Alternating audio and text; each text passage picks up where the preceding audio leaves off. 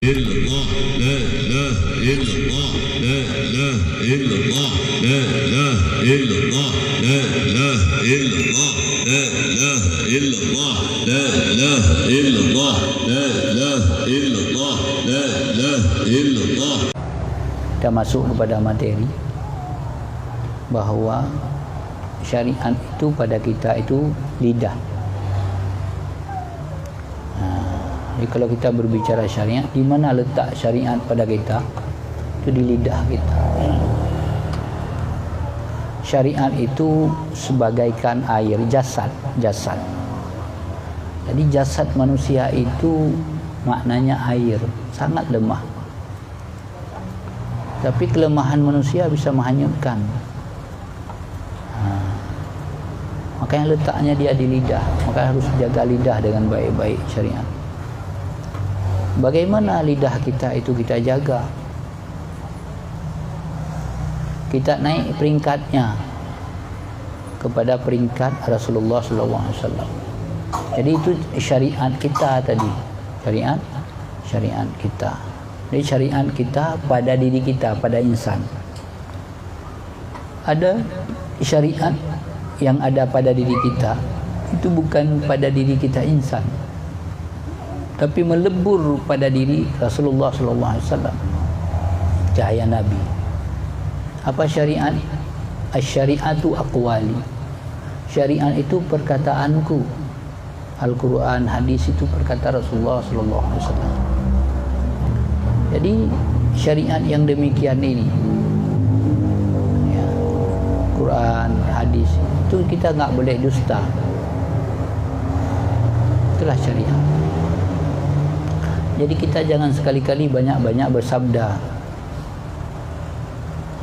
Berkatalah dengan benar, dengan jujur dan sebagainya. Kita naik syariat kita. Lalu syariat kita naiklah kepada unsur ketuhanan ilahiyah. Kita tenggelamkan dalam unsur ketuhanan. Bahwa semua yang terjadi itu adalah ada indera keenam yang Allah titipkan pada kita, samanya, basarnya, ya, kalamnya di dalam berbicara. Kita tidak mampu, sehingga terjadilah kita arif syar'i. Arif kita pada syariat. Arif kita syariat saja itu sudah cukup, alhamdulillah. Sudah cukup. Solat kita sampai solat demikian sudah cukup, alhamdulillah. Sudah arif syar'i, kita tahu. Ini pertama. Apalagi kita ingin menaikkan kepada hati. Jadi dari syariat, dari tubuh itu amalan itu, iman, Islam, ihsan. Ya.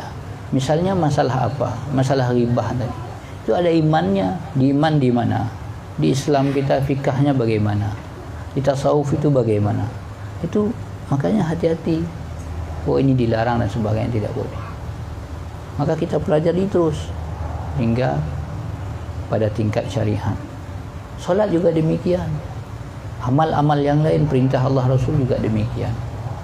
Makanya Abu Ya kadang-kadang ketika menerangkan dia enggak menyebut begitu, terus sampai sebutkan kan, terus kadang awam, khawas, khawasul khawas, akan arif billah. Dan kalau enggak disebut itu sama Abu Ya, terus sampai selesai. Itu maknanya demikian. Makanya syariat itu tidak hanya pada syariat tubuh.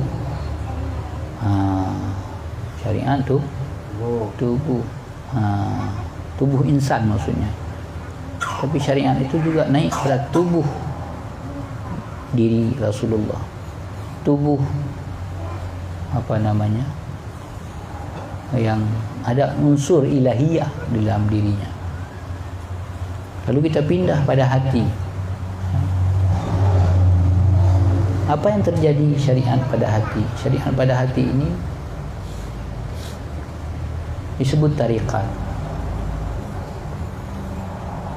Tarikat itu disebut lambangnya hati, ada di hati. Kalau di sana zikir la ilaha illallah, kalau di sini zikir Allah di dalam hati. Ini syariat hati ini. Hati itu lambang hawa.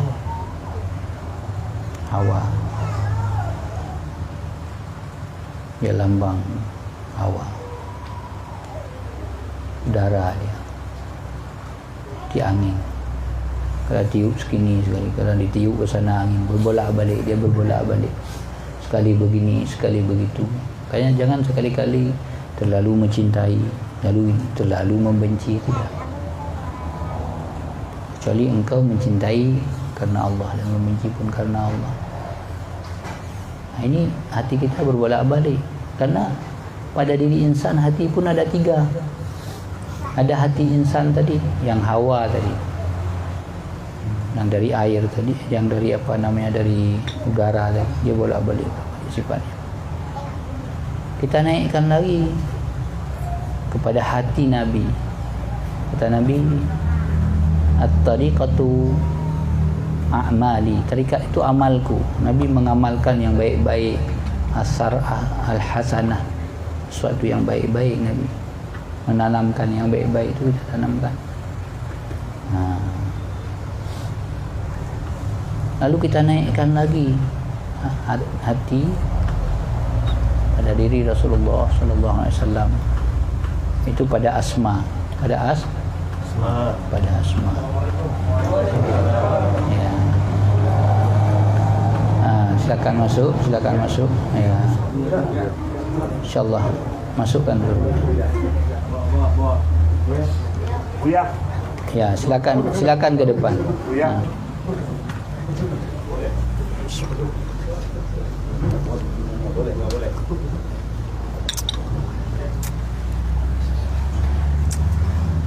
Masya Allah.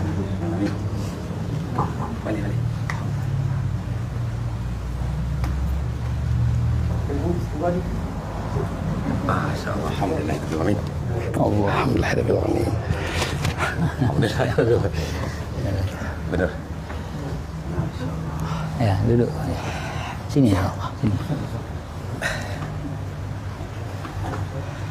Ya, selamat datang ada guru kita, Buya Busra dan Tunggu Adi. Alhamdulillah. Kami melanjutkan diskusi ini. Ini sudah ada 2 tahap pembicaraannya. Tahap pertama masalah struktur tadi, organisasi. Tahap kedua kita berbicara masalah kasus seperti tadi. Tidak boleh kita tabayun, ya, kita tidak boleh kita ghibah dan sebagainya, ya. Apalagi kita tidak tahu kalau betul kita ghibah, kalau salah itu terjadi fitnah. Kemudian kalaupun iya, meskipun bukan daripada MPTT, kita maafkan karena kita tidak punya lawan, ada kawan. Lalu kalau orang MPTT lebih aula kita maafkan. Pada itu semua murid-murid rohani Abu Syekh Haji Amran Qadir.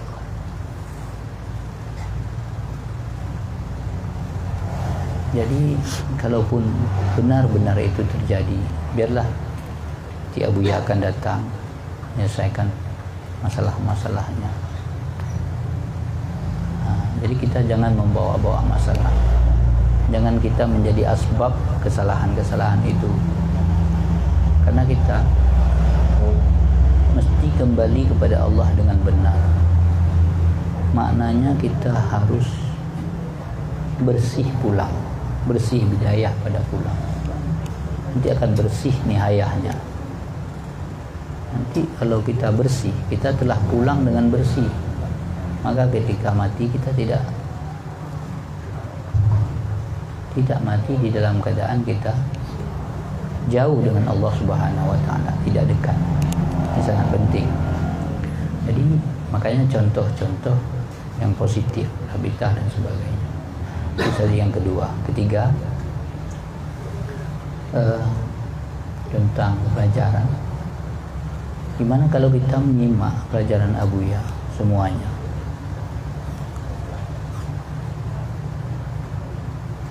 Jadi pelajaran Abuya semuanya itu ada syariat kita terima, ada akidah yang kita terima, iman itu, ada Islam, ya, dan ada ihsan, tasawuf yang kita terima. Itu semua fardu ain. Lalu yang lain disebut fardu kifayah. Mengapa dikatakan fardu yang lain? Selama ia fardu, kalau ia berkait-kait dengan fardu pula. Selama ia tidak ada kait dengan fardu, dia tidak akan menjadi fardu. Jadi ketika ditanya untuk apa Anda belajar matematik, saya menyempurnakan in. Saya belajar matematik untuk menyempurnakan i. Mungkin saya dapat menghitung-hitung waktu sholat dan sebagainya. Sholat itu kan ain, fardu ain. Jadi kita dapat menyempurnakan itu. Makanya disebut fardu kifayah. Jadi oleh karena itu apapun kita lakukan yang fardu kifayah itu untuk menyempurnakan ain, harus kita kasat. Yang tiga, baik masalah iman, masalah Islam, dan masalah ihsan.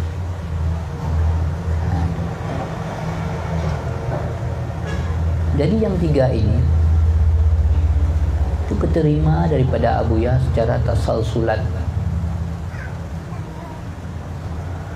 Makna tasalsul itu adalah kita terima daripada Abuya musannad, cara bersanad.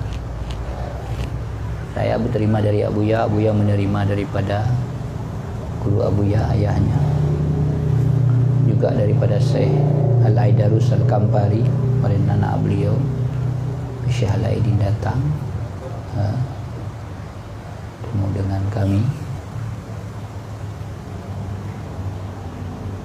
Itu tasalsul, dia tidak putus sampai kepada Rasulullah sallallahu alaihi wasallam.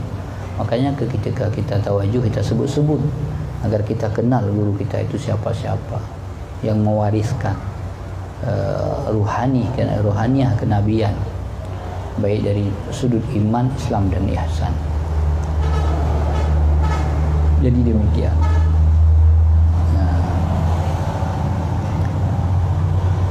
Jadi apa yang diwariskan oleh Abuya, iman, Islam, ihsan ini, itu baru dia dikatakan agama kalau semua itu bersatu di dalam diri pekerjaan kita.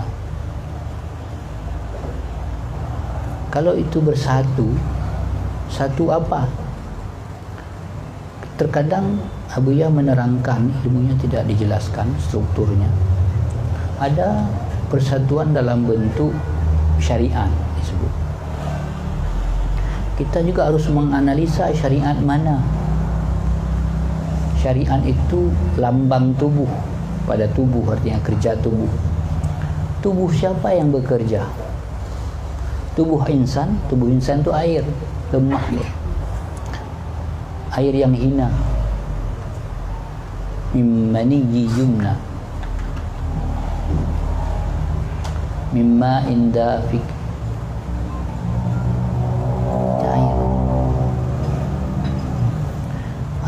Oleh karena itu, dan ia letaknya di lidah syariat itu, makanya harus hati-hati. Kalau kita berzikir, itu zikirnya la ilaha illallah, zikir ratib seribih gede-gede. Oleh karena itu zikir itu harus kita naikkan pada tubuh siapa? Pada tubuh Nabi, pada tubuh Rasulullah. Kata Rasulullah, syariatu aqwali, syariat itu perkataan. Maknanya Al-Quran dan hadis. Oleh karena itu jangan banyak-banyak, jangan cepat-cepat kita bersabda. Sabda sana, sabda sini. Fitnah-fitnah juga sabda.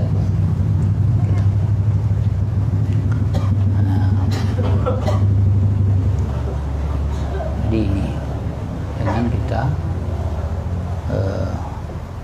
banyak melakukan kesalahan. Karena ketika kita meninggal, kita yang diperlukan adalah kita kembali kepada Allah Subhanahu wa taala. Kalau tidak, sangat sia-sia hidup kita ini.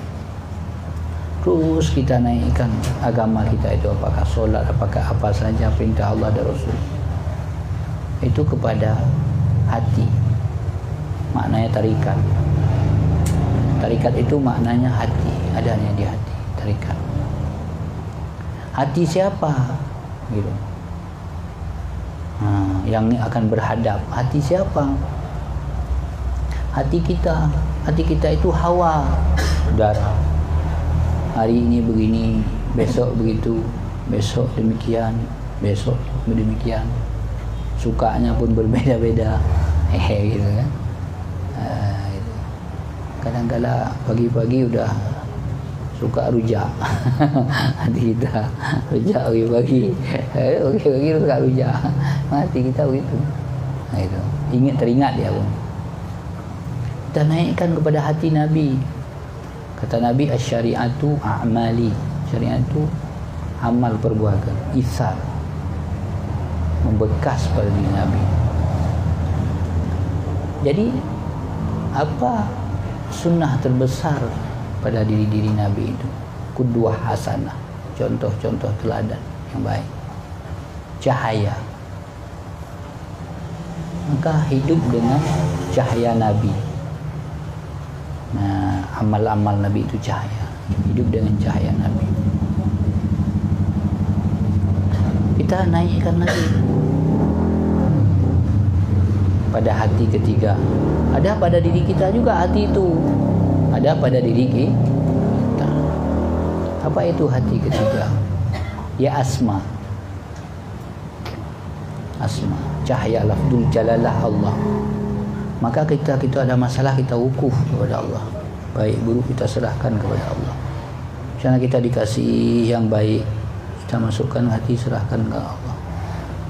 Ya, kita dapat tanah dari beliau, itu baik, kita masukkan ke hati, kita serahkan kepada Allah. Jelek, masalah kita mengganggu, kita masukkan ke hati, kita serahkan kepada Allah Subhanahu Wa Taala. Namanya wukuf qalbi.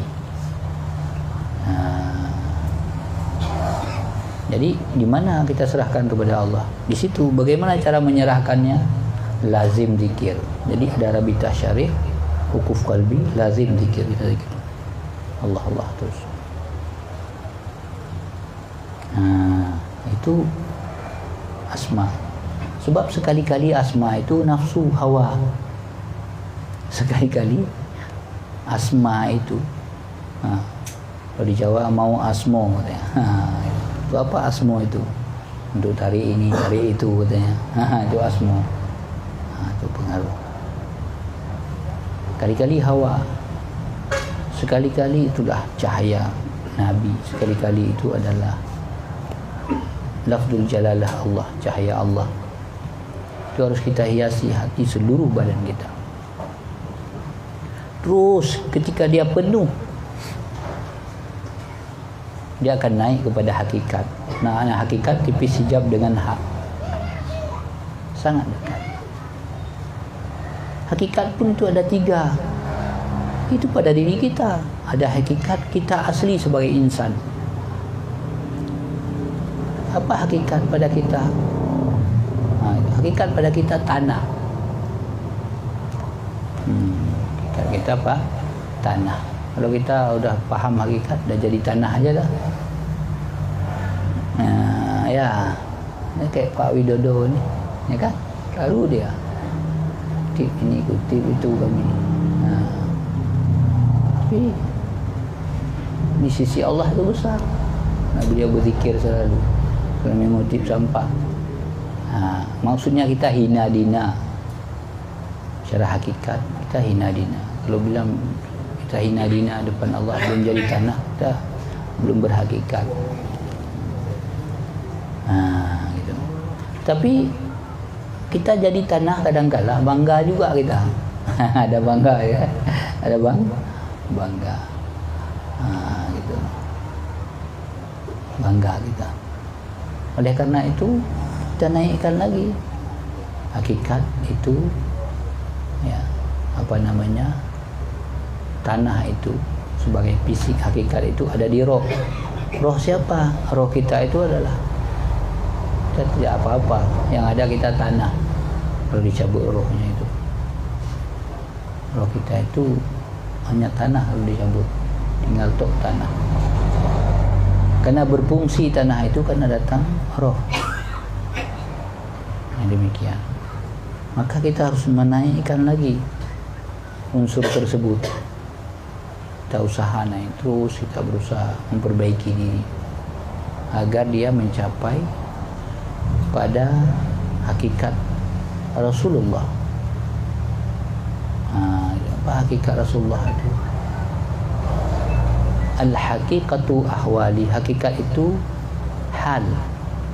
Di dalam kaidah orang sufi, al-maqamatu mukathibun wal ahwalu muwahibun. Maqam itu adalah kita usahakan, tapi hal itu adalah pemberian pada Allah Subhanahu. Senang itu hal, susah itu hal, kadang datang ya, sifat yang sebentar datang. Disebut sifat. Jadi keadaan itu pada diri Nabi hal. Kita naikkan lagi pada diri Allah disebut sifat. Maka dia lambangnya wahdah, satu wahdah. Itu. Jadi kita sifat itu semua satu esa. Jadi kita itu bekas sifat-sifat Allah semua esa dia kita pandang. Baik sebelah sana, sebelah sini, itu esa. Kan kita sayang kepada guru-guru kita.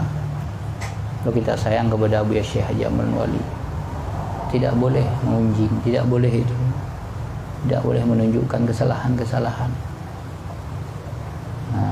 Kita bersabar, kita baik, ya kan? Dengan musuh pun kita harus baik, apalagi dengan saudara kita. Karena kadang-kala kata musuh, aduh engkau tolong saya kemarin, saya tolong balik. Gitu kan. Karena dia musuh, besok kita musuh lagi, kita hari itu tolong menolong. Karena ada baiknya. Itu dengan musuh, apalagi dengan sesama saudara kita. Makanya kita harus baik dengan siapapun. Kata Rasulullah demikian mencontoh, guru-guru kerohanian begitu mencontoh. Itu kita kalau sudah sampai kepada sifat, karena sifat itu satu tubuh. Jadi yang ghayar itu yang berpaling. Tidak ada indah pada berpaling. Walaupun bersih berpalingan itu tidak ada indah. Yang indah itu di penyatuan. Tidak ada indah pada berpalingan. Hadirin ya Allah muliakan. Begitu juga syariat kita naikkan kepada keempat, itu adalah pada ma'rifat. Pada ma'rifat itu. Apa ma'rifat pada kita? Itu. Ma'rifat pada kita itu seluruh yang ada pada kita ini, seluruhnya itu adalah ma'rifat pada kita. Itu seluruhnya. Jadi ma'rifat pada kita ini ada ma'rifat kita itu sendiri, ma'rifat insan. Jadi insan ini harus ditenggelamkan ma'rifatnya, tidak boleh membekas walaupun dia sudah wahdah. Wahdah itu harus dia kepada ahad. Artinya dia harus lepas segalanya, sehingga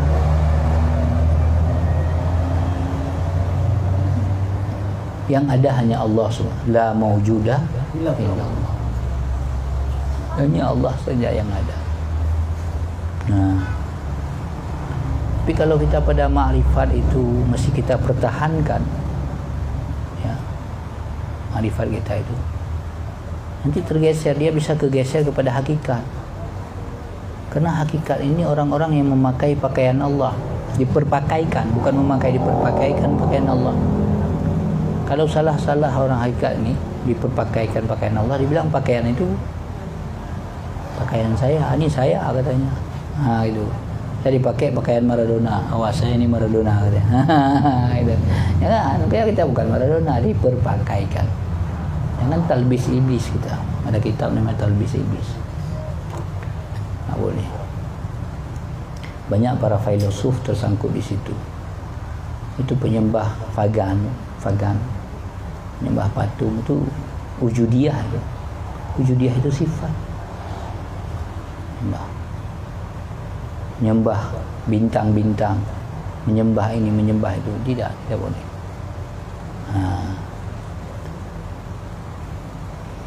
Kenapa iblis itu salah? Oleh iblis hebat hakikatnya. Karena dia memakai pakaian Tuhan. Semua orang hakikat itu sama dia, setingkat dengan ilmu iblis, memakai pakaian Tuhan. Tapi ketika dia memakaikan Tuhan, bedanya iblis dengan orang-orang arif. Orang arif itu dia nggak tahu lagi dirinya, hancur. Wa in ghibtu bada, wa in bada ghayabani. Hancur wujud Allah yang zahir. Nah, kalau iblis beda. Ketika sudah tidak ada lagi, yang ada dirinya. Ya nisbah pada dirinya. Nah, itu beda. Hati-hati. Banyak jalan yang paling payah adalah tersangkut pada jalan hakikat.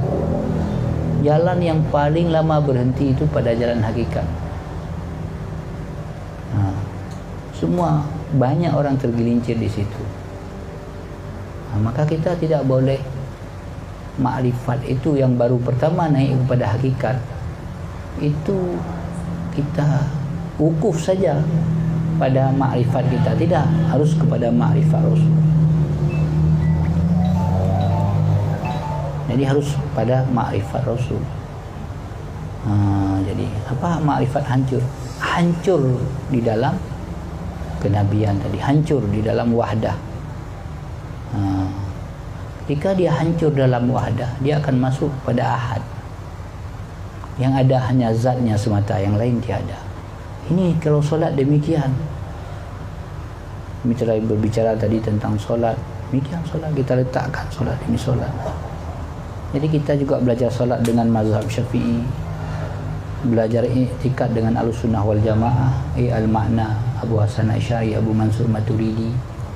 Kita belajar tasawuf pada orang-orang yang mu'tabarah, itu pada Naqsyabandiyah, boleh pada Syatariyah, Syazaliyah, Ampal dan sebagainya. Jadi kita jangan berhenti-berhenti di jalan daripada debat. Apalagi sesama, tidak boleh. Jadi kalau sesama ini selalu kita berdebat dan sebagainya, tidak sampai. Jadi ini saja. Mudah-mudahan kita kembalikan kepada Allah Subhanahu wa taala. Mudah-mudahan dalam hidup kita selalu kita baik di syariat, kita kembali pada Rasul dan pada Allah. Baik di hati kita tidak bersih, hati kita angin, kita kembalikan kepada Allah dan Rasul. Baik pada hakikat, ya kan? Hakikat kita itu adalah tanah kadang-kadang enggak bagus. Tanah sengketa bagus. Sengketa. Ya, Batam ni apa ni? Tanah sengketa di Batam ni enggak bagus. Jadi kita naikkan lagi kepada Allah dan Rasul. Pada makrifat gitu. Makrifat kita api. Lambang makrifat pada kita api. Sebenarnya dia nur tu berjalan lurus, tapi ketika pada kita itu api. Tapi kalau pada Nabi itu disebut al-ma'rifatu ra'sul mali. Ma'rifat itu modalku katanya. Makna modal itu dari pada khazanah yang satu. Makanya orang-orang sufi kadang-kala ketika dia mengatakan itu aqua, walaupun itu batu kita sembunyikan, itu aqua itu tetap yang terjadi. Bukan ia menukarkan batu kepada aqua, bukan. Isti'adatnya sama. Isti'adat itu daripada khazanah Allah. Wa khazainullah datan. Khazanah Allah itu tidak pernah akan habis, tidak pernah abadi. Itu makanya orang sufi kalau kembali kepada Rasulullah, khazanah kita itu, kalau kembali kepada kita habis api, sebentar habis marifatnya, terbakar api. Kalau daripada Rasulullah kita kembali, khazanah kita itu sangat luas. Khazanah itu sangat enggak pernah habis-habis. Kalau kita kembali itu al-ma'rifatu, kata pada Nabi itu, ma'rifat pada Nabi itu, ya, Rasul Mali, itu kata Nabi. Maka Nabi mengatakan asyari'atu ahwali, tariqatu amali, wal haqiqatu ahwali, wal ma'rifatu Rasul Mali. Itu pada diri Nabi. Pada diri Allah, af'al, asma, sifat dan zatnya. Nah, kalau sudah sampai kepada zatnya, itu tidak ada lagi diri kita kosong, kita tidak tahu sama sekali ahad, sama sekali. Itulah tauhid yang terakhir. Itu namanya tauhid. Kalau itu pembicaraan tauhid makam jamak disebut. Makam jamak disebut makam jamak. Makam tafridat, sendirinya Allah Subhanahu wa taala. Makam-makam talbis, makam-makam mahabbat, makam-makam ma'rifat, makam-makam tauhid. Itulah makam tauhid, makam yang paling tertinggi. Hanya Allah, la maujuda illallah, ya, yang ada hanya Allah Subhanahu wa taala. Itu. Jadi apapun yang terjadi pada diri kita, kita kembalikan kepada Allah. Mudah-mudahan kita kembalikan kepada Allah dan Rasul. Mudah-mudahan Allah dan Rasul dan orang-orang mukmin melihat amal-amal kita. Jadi kita orang-orang yang soleh, yang benar-benar mengikuti guru kita dari sekarang sampai akhir zaman. Jadi ini saja, mudah-mudahan ini bermanfaat. Kita boleh kita tutup, kita tanya jawab. Yang penting 3. Sebenarnya saya ingin menyampaikan 2 hal antara organisasi tadi biar tiba tumpang tindih, dan saya menyampaikan tentang kajian sedikit, ya, karena Abuya itulah kajian daripada Abuya. Misal judulnya inabah, itu taubat, itu disampaikan karena nggak disebut strukturnya demikian lama, maka harus banyak belajar. Jadi pada Abuya ada fikahnya. Kalau kita belajar pada Abuya ada tauhid, tasawufnya, ada akidahnya. Jadi ini saja, mudah-mudahan bermanfaat. Sebentar kita tutup dulu. Hadanallahu wa iyyakum ajmain. Wassalamualaikum warahmatullahi wabarakatuh. Waalaikumsalam warahmatullahi wabarakatuh.